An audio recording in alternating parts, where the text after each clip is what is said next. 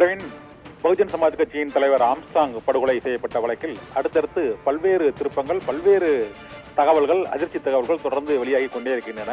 முதலில் ஆம்ஸ்ட்ராங் படுகொலையின் போது அதற்கு மறுநாளிலிருந்து ஆற்காடு சுரேஷ் படுகொலைக்கு பழிவாங்கும் வகையில் அவரது சகோதரர் பொன்னை பாலு தலைமையிலான கும்பல் இந்த படுகொலையை செய்தது என்று முதலில் கூறியிருந்தது. இரண்டாவது, ஆருத்ரா கோல்டு நிதி நிறுவனத்தில் ஏற்பட்டுள்ள இந்த பண கொடுக்க வாங்குங்கள் பிரச்சனையில் இரு தரப்பினருக்கும் இடையே ஒரு சமரசம் பஞ்சாயத்து செய்து வைத்ததால் ஆருத்ரா கோல்டு நிறுவனத்திற்கு ஆதரவாக ஆற்காடு சுரேஷ் கும்பலுக்கு எதிரானவர்கள் இந்த படுகொலையில் தொடர்பு இருப்பதாக கூறப்பட்டது. 2.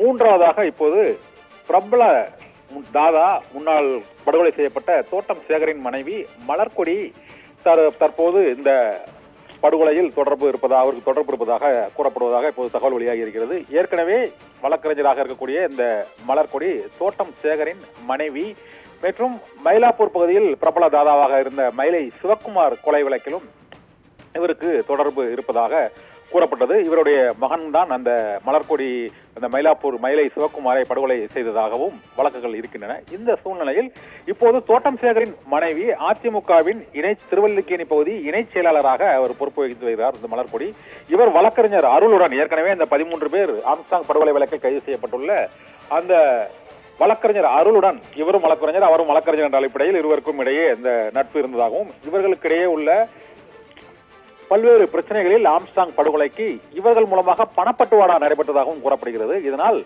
ஆம்ஸ்ட்ராங் படுகொலைக்கான உண்மையான காரணம் என்ன என்பது தொடர்பான பல்வேறு விதமான குழப்பமான தகவல்கள் தொடர்ந்து வெளியாகி கொண்டே இருக்கின்றன. இதுவரை 13 பேர் கைது செய்யப்பட்டிருக்கிறார்கள். இப்போதுதான் கடைசியாக கைது செய்யப்பட்டுள்ள சென்னை ஜாம்பஜாரை சேர்ந்த பிரபல தாதா படுகொலை செய்யப்பட்ட பிரபல தாதா தோட்டம் சேகரின் மனைவி திருவல்லிக்கேணி மேற்கு பகுதி இணைச் செயலாளர் மலர்கொடி அதிமுகவில் இருந்து நீக்கப்பட்டிருப்பதாக தகவல் வெளியாகி இருக்கிறது. இந்த படுகொலையில் அனைத்து பல்வேறு கட்சிகளைச் சேர்ந்த நபர்களும் இந்த ஆம்ஸ்ட்ராங் படுகொலையில் அவர்களுக்கு தொடர்பு இருப்பது இதன் மூலம் தெரிய வந்திருக்கிறது.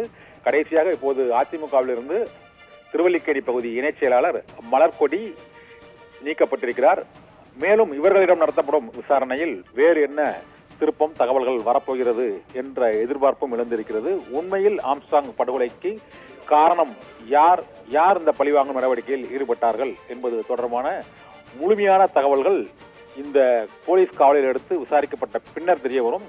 இந்த படுகொலைக்கு முன்பாக மலர்கொடியிடமிருந்துதான் பணப்பட்டுவாடா 1 கோடி ரூபாய் வரை திருவேங்கடம் மற்றும் பொன்னை பாலு ஆகியோரின் வங்கி கணக்குகளுக்கு மாற்றப்பட்டிருப்பதாக வெளியான தகவலில் எந்த அளவுக்கு உண்மை இருக்கிறது என்பது தொடர்பான தகவல்களும் இவர்களை காவலில் எடுத்து விசாரிக்கும் போதுதான் தெரிய வரும். பிரவீன்.